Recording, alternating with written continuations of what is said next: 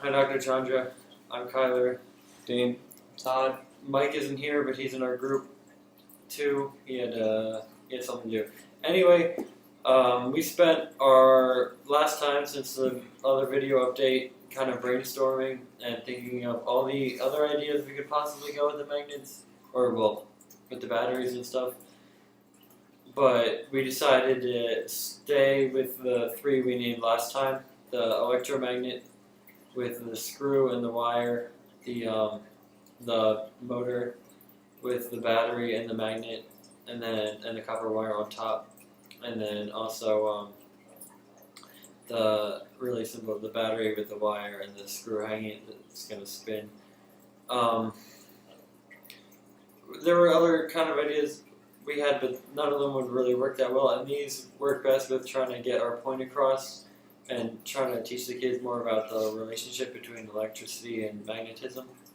And also let it be like interactive with the kids. We're gonna sort of start off by having just like a display, which would be like a box that has a button on it, and has like it's supposed to be a bunch of different stuff. In the last video, we just had the electricity running through the copper or through the screw, but we're going to add a switch to it this time so that they can turn the power on and off. And we could use the Arduino processor to sort of do the on and off if we needed to also. So we'd have a bunch of different things down here. Some of it would be metallic and able to be picked up by the magnet, and some of it wouldn't be, so we'd be able to teach the kids what is metallic and what can be magnetized. So when they would push the button, this would be turned into an electromagnet and then pick up the things that it could. And then we would go on to have sort of the lab where they can build their own thing in the that section of the museum. But we're really trying to first keep the main focus on the electromagnet itself. I think we're going to have a poster board or something, a display, which first shows them about electromagnets and their uses in the real world, and then we're gonna teach them about that, and then we're going to teach them about building it and how to do that. That's how we're going to start off the project, and then after they build that and learn about it and have some fun picking up the other things, I think is when we'll move on to the other two smaller projects, because we're, again, like I said, we're trying to keep the focus on the electromagnet, and then we'll move on to the others, and then we'll have a different poster and a different shorter segment teaching them how to build those things and teaching them the science behind those things.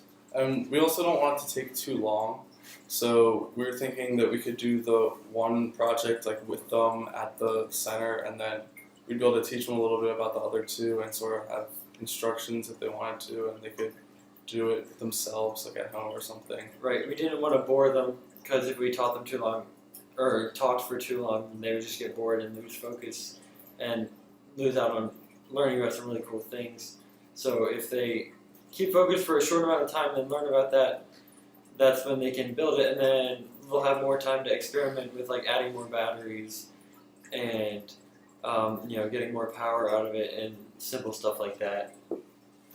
And some of the supplies that we're going to need will be some batteries. We can use more batteries, so we'll have a lot of batteries. Wire, bolts and screws. We can experiment with different types of bolts, different metals. And what else? We're gonna need. We're thinking about starting off with maybe like, before we actually go to the center, we'll get like 6 batteries together and start building the things ourselves. We need some magnets. We're gonna need a couple small Alnico magnets to put on for the motor, and then we're gonna need both covered copper wire, probably insulated. And then also a spool of maybe uninsulated copper wire so that we can wrap the screw, and also for the top of the motor. But also we're gonna need the poster board for the actual displays.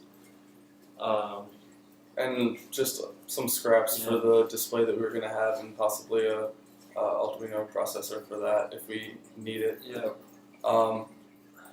And then one of the other things that would be important would be the money aspect. This would obviously be like a paid thing, and if they wanted to take a kit home, they'd have to pay for a kit that would like have to be made by the museum or something, I guess.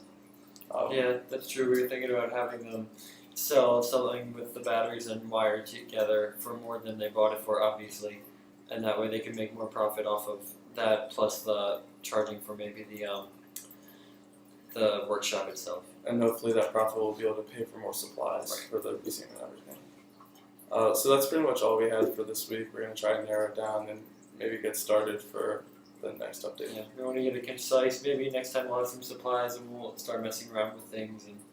But now we definitely know where we want to go with it. So, see you next time.